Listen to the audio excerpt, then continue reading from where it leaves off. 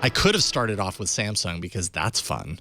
Did you guys check out the announcement yesterday with their new device, the Galaxy Note 7? I thought I was going to go, but it passed by me, and I didn't know. I didn't get an invitation or anything, so it didn't happen. But it looks like a nice device. Yeah, it's really nice. Actually, I was pretty impressed. Leo, Ron Richards, and myself were on hand yesterday morning to kind of cover the announcement and everything. And it wasn't like we were talking about a device that we hadn't already heard so much about in the internet sphere. So many things had leaked about this already, so there weren't a whole lot of surprises. But to catch people up, 5.7-inch Super AMOLED display, Quad HD, with curved screen. So they've added a curved screen to both sides of the Galaxy Note 7 to kind of bring it in line with the Edge, which, by the way, the Samsung Galaxy S7 Edge sold more than the S7 in the past 5 months. It's been incredibly popular. So it makes a whole lot of sense that they would kind of move that design. Jason, have you spent much time using an Edge phone? I mean, I've reviewed the Edge device, actually both of them. The first one that was just like the single edge on one side, which was weird, and then the latest one. What do you really? Does it add any value? It does to some. It didn't really to me. I mean, from an aesthetics perspective, I really like the look of the device, and it's the device, but the screen then to me is weird. Yeah, you mean how the image kind of falls off to the sides a little bit? Yeah, that's not the way it's meant to be seen. Yeah. And then the other thing I wonder is when I go into the airport, I travel a lot. I go to the airport and time to put my phone down at security or at the gate or at the club, trying to hold the phone on the edges so it doesn't hit any buttons or hit anything, so you can put the barcode down. Is this whole little dance you have? Is that worse on the Edge phones? Are you in danger of hitting stuff? I feel like I got a little bit of that in my playing around with it. I'm pretty sure, I'm guessing, and I'm going to check out the Note 7, so I'll be able to test it with this as well. But I'm guessing it's the kind of thing that the longer you live with it, the better you get it at that sort of thing. You know, you kind of adjust your usage pattern on it a little bit so that you don't do those things. But I definitely had phantom touches on just holding the device when I was using it, and that would annoy me, at least short term. But I'm sure people kind of get used to how you're supposed to hold it eventually. At least I would hope so. I still think it's a gimmick, personally. Yeah. Maybe it's just me. I mean, and maybe the sales are proving me wrong, but I said this before, either on this show or All About Android. I think it's a gimmick. I think it's an interesting gimmick. It certainly has enticed people to buy this particular device. But at the end of the day, what usefulness do you actually get out of it? And maybe there's some folks in the chat room that have one that can tell us, oh, yeah, I use this every day, and here's the feature that really works for me. But everybody I've talked to says, oh, isn't it cool? And it's like, well, okay, what do you do with it that you couldn't do otherwise, or that really, makes it better than having a flat display?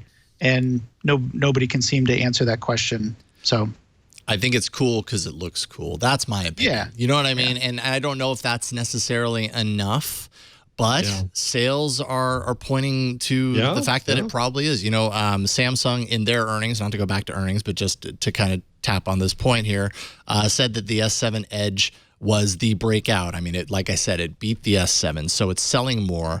Their earnings they increased revenue 5% year over year after having really had some challenges over the past couple of years. They've really turned things around with this latest kind of family, the S7 family of devices. And within that successful family, the Edge is the breakout hit. So whether people find it useful or not, they're willing to drop extra money because it does cost extra to get the Edge version. And you can get an S7 version without the Edge. Yes, you can get a traditional S7. And Note 7 also. No, you cannot with the Note 7. So the Note 7 is only with Edge. It's only with the edges on the side. And I want to see it because some of the early reports that I had seen had mentioned that it might be like a less steep of an edge, like curved corners, but not necessarily as curved as the S7 Edge. I'm not really quite sure. Haven't seen it in person yet to judge that. Well, but give credit to Samsung because the world laughed when they sat down and produced a phablet. And it took over, and the world, looked dubiously at them when they put on the Edge phones, and the market is proving them right.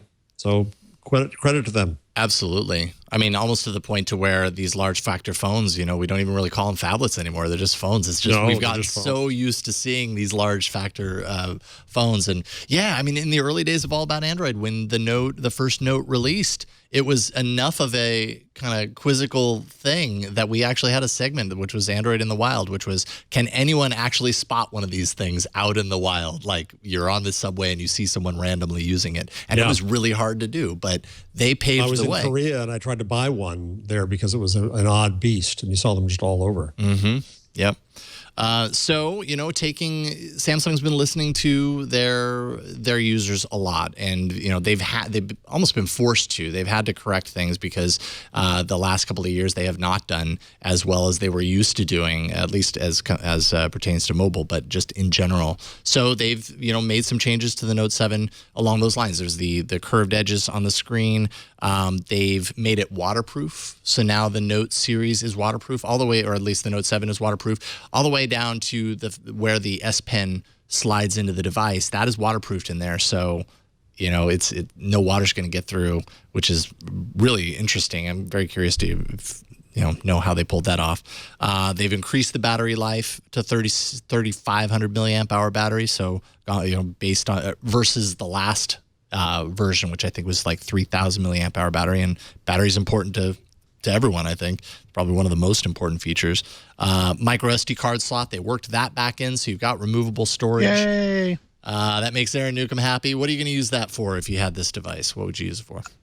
Anything and everything. I mean, just simply having a device, we've talked about this before, just simply having some extra storage. And a lot of these programs, you can say, don't keep my photos, which are usually the biggest drag on your internal storage. Don't put those on my internal storage. Put those on external storage. And just doing that alone will save you so much space on your device, let alone, the fact that you can put a bunch of movies on there, take it with you on the plane, change it out if you want to watch something different, all that kind of stuff.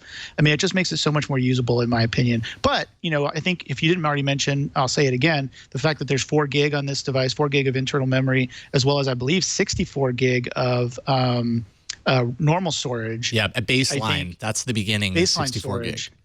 I mean, I think that is a good trend in the right direction, just because there are some people that don't care about the external storage. They just want to have everything on there.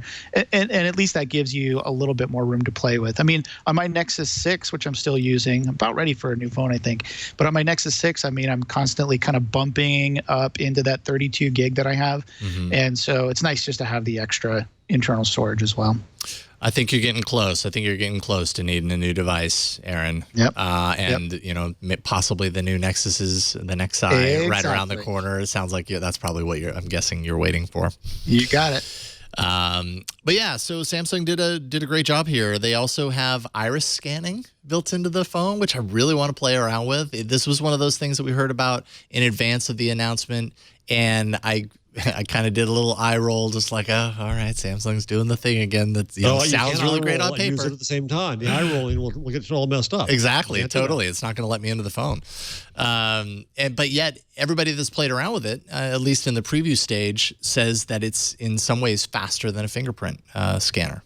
So, and almost to the point, I read in one article where it was like, I'd take a picture of the process, but I can't because it's too fast. Like anytime I try, it just lets me in right then, and I can't actually snap a picture of it.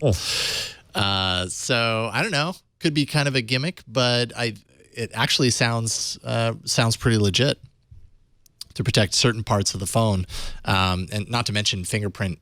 Scanners aren't the most secure thing in the world anyways. As we learn more this week. Yeah, right. Okay, so there researchers were able to, I think they initially 3D printed so someone who was murdered, they wanted to get into the phone. It was a Galaxy S6, I believe. They wanted to get into the phone, yeah, it was an S6, to see if there were any clues to who the murderer might have been. And they took a picture, an image of the fingerprint of the man whose phone it belonged to, and they tried to 3D print a thumbprint or a thumb to access it. But of course, that doesn't carry a charge the way our hands do, and so that will keep that from working. So they ended up 2D printing it with conductive ink, and that got them right in. So something to try at our next Maker Lab. Our next He's workshop. be trying that any second in the Maker Lab. Yeah. I mean, it's probably easier to do that than it is to replicate the iris of someone's eye. In order to get into a device, but that's fascinating to me. So yeah, cool things. They also announced something called Samsung Pass.